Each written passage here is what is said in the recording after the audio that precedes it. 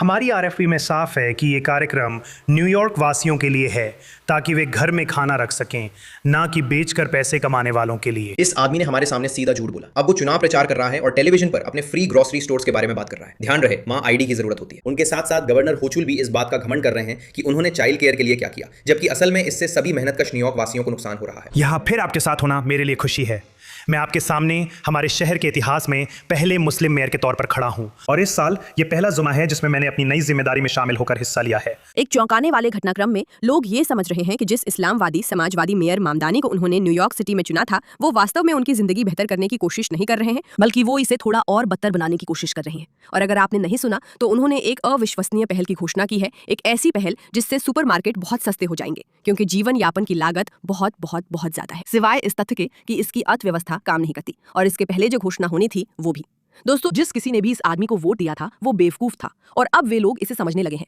ऐसे और भी बहुत सारे वीडियो आ रहे हैं जिनमें डेमोक्रेट्स जिन्होंने इन्हें वोट दिया था कह रहे हैं कि मुझे लगता है अब मुझे रिपब्लिकन को वोट देना पड़ेगा क्योंकि ये आदमी पागल है। तो ये रहे ये अपनी बेहद रोमांचक घोषणा के साथ। ये ऐसे काम करेगा। महीने में एक बार हमारे शहर द्वारा चलाए जाने वाले 5 किराना स्टोर ये सामान खुदरा कीमत से 30% कम बेचेंगे। कोई अपवाद या चाल नहीं, बचत पूरे महीने भर चलेगी। इसका मतलब है ना तो साप्ताहिक उतार चढ़ाव होंगे और ना ही चेकआउट लाइन पर कीमत देखकर चौंकना पड़ेगा। ये तो सचमुच एआई स्पीच पढ़ रहा है जिसमें कोई अपवाद नहीं है, बस वो छोटा सा पेंच है जो वीडियो में थोड़ी देर बाद आएगा। वो पेंच यही था। क्या आप तैयार हैं? नहीं, आप तैयार नहीं हैं। आप कैसे सुनिश्चित करेंगे कि लोग उस डील का गलत फायदा ना उठाएं? क्या छूट वाले ज़रूरी सामानों की संख्या पर कोई सीमा होगी कि एक व्यक्ति कितने आइटम ले सकता है? हमारा आरएफपी साफ बताता है कि यह कार्यक्रम न्यूयॉर्क वासियों के लिए है ताकि वे घर का खाना जुटा सकें, ना कि बेचकर पैसे कमाने वालों के लिए।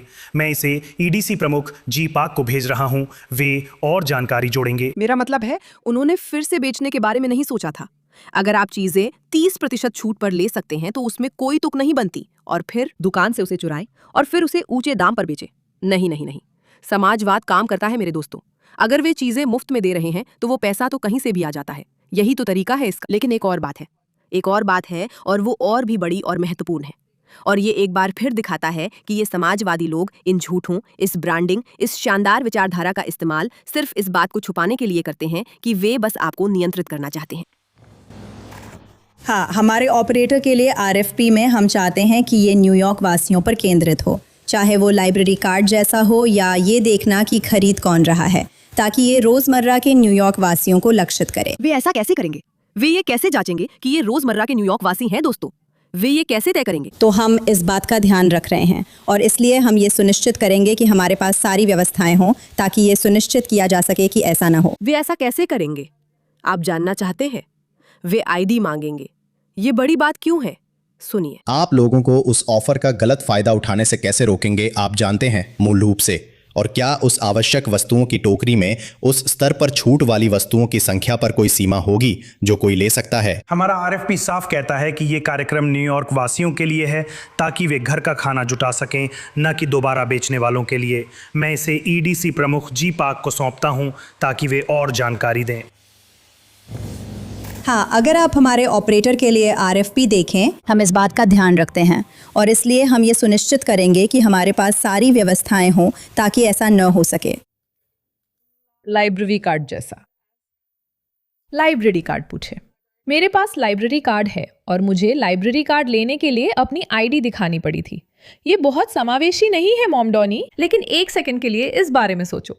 यही वही राजनीतिक आंदोलन है जिसने सालों तक चिल्लाया है कि वोटर आईडी नस्लवादी है, एक पोल टैक्स, लोकतंत्र पर हमला। जिन लोगों ने हमारी पार्टी पर इसलिए हमला किया क्योंकि हम चाहते थे कि जो चीजें सिर्फ अमेरिकियों के लिए हैं वे सिर्फ अमेरिकियों को ही मिले, अब कह रहे हैं कि आईडी मांगना तो बस सामान्य समझदारी है। हमें ये सुनिश्चित करना है कि न्यू जर्सी या कनेक्टिकट के लोग फायदा ना उठाए। वे दूध खरीदने के लिए आपके कागजात चेक करेंगे। क्योंकि मेरे दोस्तों, यही असली समाजवाद है। आपके कागजात चेक करना ताकि यह सुनिश्चित किया जा सके कि आप उस खाने के लिए पात्र हैं जिसे सरकार आपको देना चाहती है। अगर आप अमीर अमेरिकी हैं तो शायद वे आपको अंदर ना आने दें। क्यों? क्योंकि ये उन्हीं के लिए है जिन्हें इसकी जरूरत है और जो इसके हकदार है। और यही पूरी बात है। पूरी बात यह है कि वे एक नियंत्रण प्रणाली बनाने की कोशिश कर रहे हैं, लेकिन वे इसे मुफ्त, सस्ता, अच्छा, मजेदार, स्वादिष्ट, लाजवाब, शानदार के रूप में पेश कर रहे हैं। लेकिन असल में मामदानी इनमें से कोई नहीं है।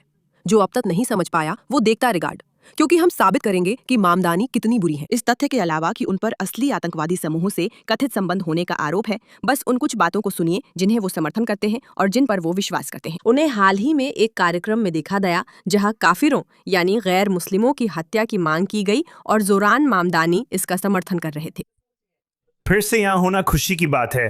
मैं आपके सामने हमारे शहर के पहले मुस्लिम मेयर के रूप में हूँ।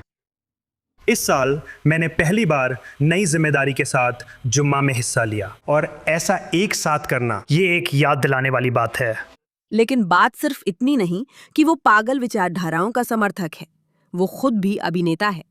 अब ज्यादा लोग समझ रहे हैं कि उसके प्रचारित विचार और अभियान शानदार बताए जा रहे हैं। शायद ये उतने शानदार ना हो।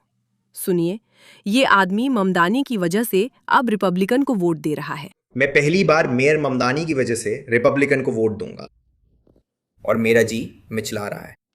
एक न्यूयॉर्कर के रूप में मैं वर्किंग क्लास को मिलने वाली मुफ्त चाइल्ड केयर सुविधाओं को लेकर बहुत उत्साहित था। ममदानी ने कहा था कि अगर आप वर्किंग क्लास नागरिक के रूप में पात्र थे तो आप अपने बच्चों के लिए चाइल्ड केयर पा सकते थे। जानते इस हैं मामले क्या? में मैं योग्य ऐसा हूं क्योंकि होने वाला मेरी नहीं आमदनी लगभग $1 लाख है। शायद मेरी गलती है कि मैंने समाजवाद पर भरोसा किया। उस आदमी ने हमारे सामने झूठ बोला और अब चुनाव प्रचार में टीवी पर फ्री ग्रोसरी स्टोर्स की बात कर रहा है जहां आईडी भी जरूरी है। उनके साथ गवर्नर होचुल भी इस बात का घमंड कर रहे हैं कि उन्होंने चाइल्ड केयर के लिए क्या किया, जबकि असल में इससे न्यूयॉर्क के सभी वर्किंग क्लास लोगों का नुकसान हो रहा है।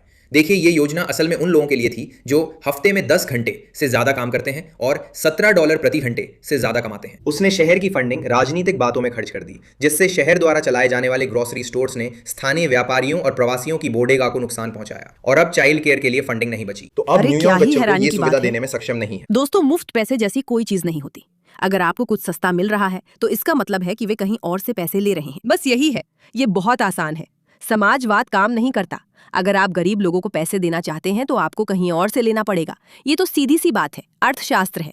मुझे समझ नहीं आता कि लोग अब भी इसे क्यों नहीं समझते। उन परिवारों को केयर वाउचर दो जो नगद सहायता नहीं लेते। ये कैसे समझ में आता है? वे न्यूयॉर्क के वर्किंग क्लास हैं जो ज्यादा नहीं कमाते। न्यूयॉर्क में ये रकम ज्यादा नहीं है। जो लोग बच्चों की देखभाल में सहायता चाहते हैं और टैक्स भर रहे हैं, उन्होंने टैक्स बढ़ाने पर सहमति दी थी। अब आप इसके योग्य नहीं है क्योंकि हम नगद सहायता नहीं लेते। आप कह रही हैं कि इस आदमी ने आपसे इसलिए झूठ बोला ताकि आप उसे वोट दे, क्योंकि आपको इससे फायदा लगा, और अब वो अपनी बात पलट रहा है और उसने आपकी जिंदगी में और भी मुश्किलें जोड़ दी हैं और आपको वे फायदे भी नहीं दे रहा जिनके लिए आपने उसे वोट दिया था। मेरा मतलब है, क्या सच में? मैं हैरान हूँ।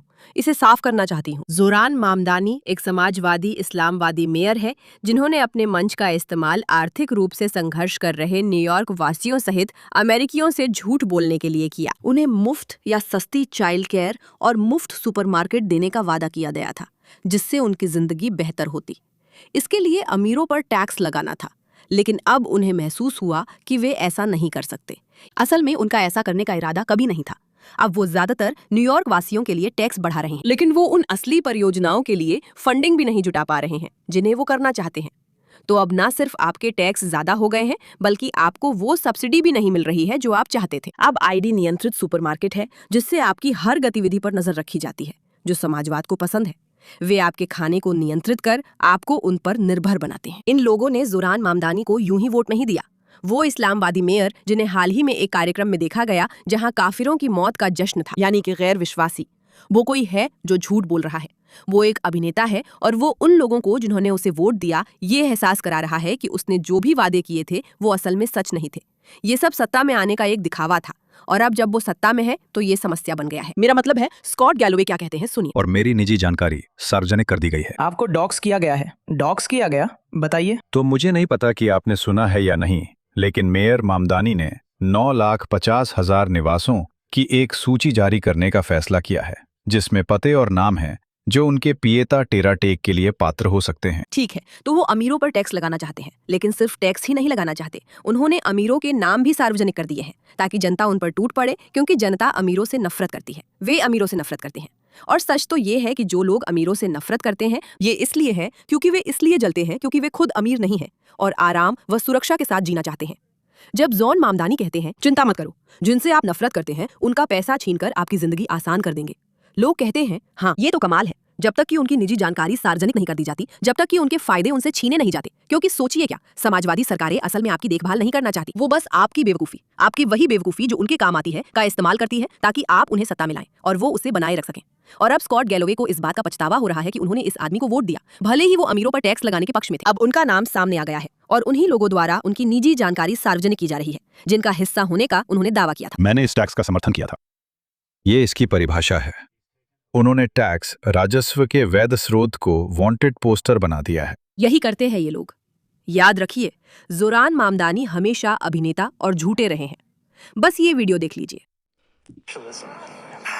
ये जोरान मामदानी हैं जो न्यूयॉर्क के मेयर पद के लिए चुनाव लड़ रहे हैं। आमतौर पर इनकी आवाज ऐसी है। हम आज रात दुनिया के इतिहास के सबसे अमीर देश के सबसे अमीर शहर में इकट्ठा हुए हैं। दक्षिण अफ्रीका के इंटरव्यू में इनकी आवाज अलग लगी। मैंने असल में मीरा के लिए एक प्लेलिस्ट बनाई थी जो कि मेरी माँ है।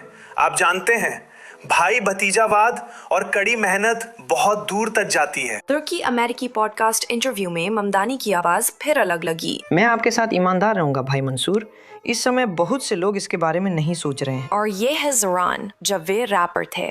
आप जानते हैं, पहले ये यहाँ हो सकता था, लेकिन वर्ल्ड वाइड टूर तो वर्ल्ड वाइड ही है। एक बार झूठा हमेशा झूठा। उसे वोट देने वालों को समझना चाहिए कि ये न्यूयॉर्क तक सीमित नहीं, पूरे अमेरिका में फैल सकता है। एक इस्लामवादी व्यक्ति को सत्ता में लाओ, समाजवादी तरीके से झूठी बातें फैलाकर उसे हर जगह झूठ बोलने दो, अलग अलग लहजों में अलग अलग विचार जो वो कभी पूरा नहीं कर सकता। ये दावा करना कि वो इजराइल के प्रधानमंत्री को गिरफ्तार कर सकता है जो वो साफ तौर पर नहीं कर सकता। ये कहना कि वो किराने का सामान मुफ्त कर सकता है जो वो नहीं कर सकता। मुफ्त चाइल्ड केयर देने की बात करना जो वो नहीं कर सकता। आदि आदि आदि आदि। यही है जो समाजवाद को वोट देने वाले लोगों का इंतजार कर रहा है। और आप में से जो भी अब भी इतने भोले हैं कि सोचते हैं मैं इसमें गलत हूँ, दोस्तों अब वक्त है कि आप अपनी जानकारी जांच लें। आपका ध्यान देने के लिए धन्यवाद और मुस्कुराइए।